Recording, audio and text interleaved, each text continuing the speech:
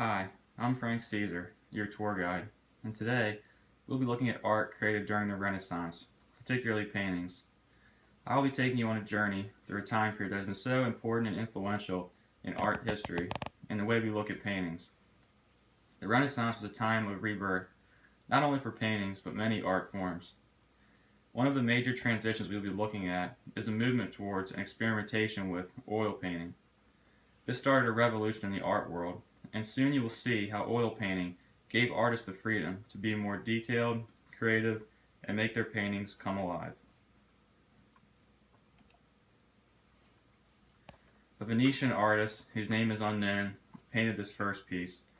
It was painted in manuscript using ink, paint, and gold. As a viewer, your eyes are drawn to the red on the clothing of the man at the bottom, making him the main focus point, and then slowly move upward toward the other figures. The other hues in the background do not seem to be as dark and pronounced. As your eyes move up, they tend to stop for a second and stare at the young man in the middle, who is the only one looking back at you in the painting. The other figures are looking up towards the heavens, and we can see how the artist used difference in size and placing objects behind one another to create depth, but the painting overall still has a two-dimensional feel. Although the red stands out the most, the artist used a wide variety of color and lines to catch the viewer's attention by creating contrast. The lines are fairly rigid and are mostly closed, with open lines as well that separate colors. You can see gradation and blending of shades of colors in themselves, but not between one another.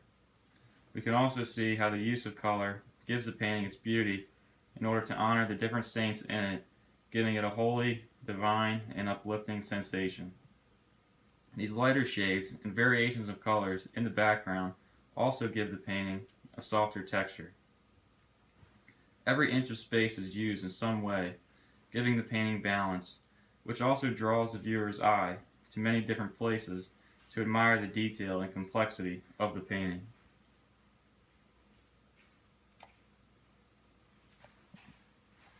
Another Italian artist, using tempera and gold on wood, created this next piece. It is a depiction of Jesus being taken before the Caiaphas, the Jewish high priest that plotted against Jesus. It seems to be no surprise that the Caiaphas would be draped in red, a common color used in any painting that depicts a scene that led to Christ's death. There is red in the clothing of some of the soldiers and even the shafts of some of the spears. The red symbolizes the blood that Jesus shed. This use of red also draws the viewer's attention, which seems to balance out the difference in space that is used up between the left and right side. The use of color by this artist gives the painting a depressing feeling, which depicts the mood of this particular event quite well. Except for the white in Jesus' clothes and the man standing behind him, which creates some color contrast, most of the other colors are fairly dark. Even the use of gold seems to have a more tan or brown color. One of the forms of Christian symbolism we can see is the halo behind Jesus' head.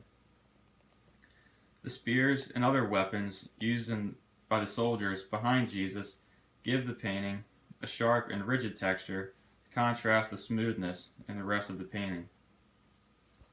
The contrast created in these several different elements give the painting a great deal of complexity, along with the detail.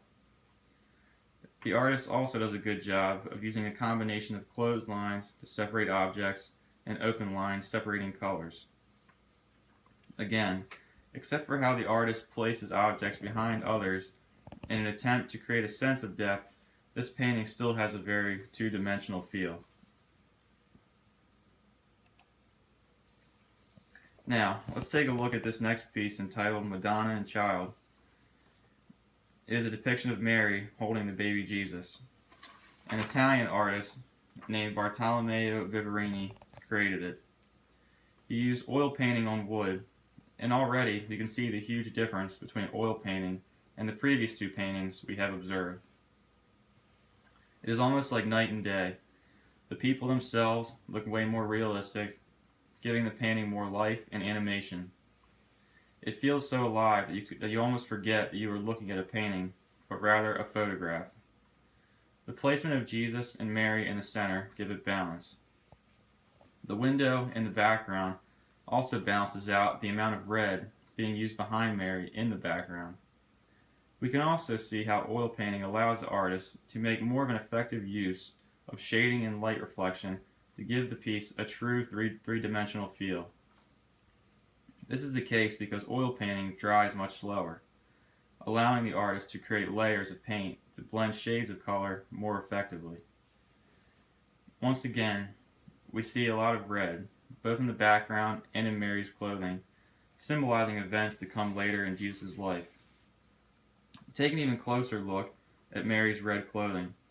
You can see how it seems as if light is reflecting off of it, giving it a silky look, as opposed to Jesus' cloth around his waist, which seems to have a rougher texture. This is something that could not be accomplished before oil painting. Before we even examine the other elements, we can see a variety of different textures in this work of art through the paint itself and how it is used. This gives the painting a complexity that you cannot help but admire. This is why oil painting is so effective and has been used for hundreds of years, even today. We can also see halos behind both Mary and Jesus' head that have a translucent look, which does not seem to interfere at all with any of the other colors being used in the background. If you look at the parts of Jesus' and Mary's body that are not being covered by clothing, the artist uses shading to give the illusion of shadows being casted and light reflecting off of the skin.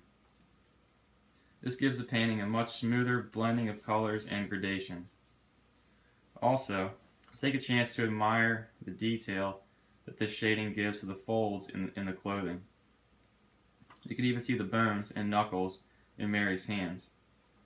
You can see how oil painting brings out a beauty in this piece that had not been seen before this medium was used.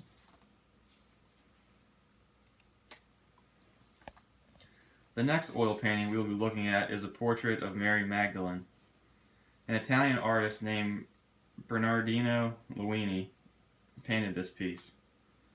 Mary Magdalene was a sinful woman before she met Jesus, which would explain why the artist used a black background and gave her a slight halo that is distinct and faded at different points. This symbolizes her repentance, but also her dark past, creating two contrasting themes. The container of ointment that she is holding is what she was using to anoint Jesus' dead body after he was crucified. Since this is a portrait, the viewer is immediately drawn to her face, making her the clear main point of focus.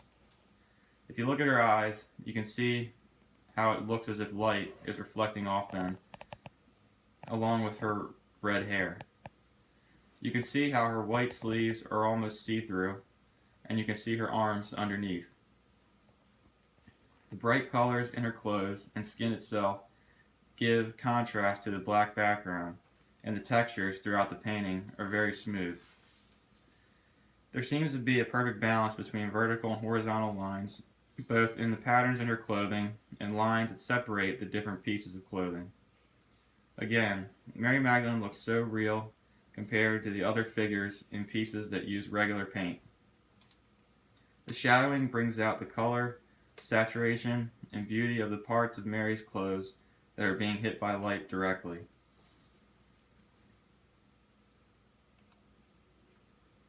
The last painting we will be observing is called Jacob's Dream. Giorgio Vasari, another Italian artist, painted this excellent piece using oil on panel. It depicts a story in the Old Testament where Jacob stopped to rest on his way to the city of Haran. Everything happening above him is what took place in his dream, with angels going up and down the stairs, and God in the upper right-hand corner blessing him. Your eyes are first drawn to Jacob, who is at the bottom, and then your eyes slowly move up to admire the beauty of the rest of the painting. The lines in the staircase moving up towards heaven do a great job of guiding the viewer's eyes. If you look at the details in every angel's clothing, they are all similar, but slightly different. Also, look at how the artist chose to depict God as an old bearded man, similar to how we would think of him today. The artist did an excellent job of using shading and to show the intensity of different hues and how light reflects off of them. The use of dark colors directly behind Jacob give the painting both balance and contrast. You definitely get a sense of a divine theme with the hues getting brighter and lighter as your eyes move up the painting, creating unity. Overall, this piece is a great example of all the things oil painting allows the artist to do. Oil painting gave artists the ability to create more realistic works through shading and light reflection. It changed artists' depiction of the human form by making figures look more and more human. This is something that artists were fascinated with even before the Renaissance.